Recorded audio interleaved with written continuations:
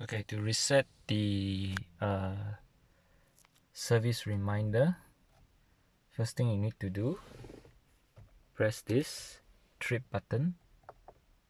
Okay, once you press, use your right volume to scroll down to the setting. Okay, then you press to the right. Okay, find the oil reset. Okay, once you find the oil reset, let me go back.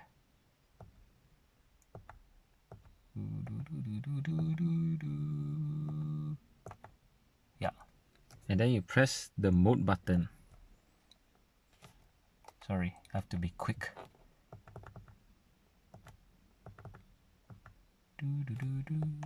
Okay, then go down and then press this mode button. Then you reset the service reminder. Okay, thank you.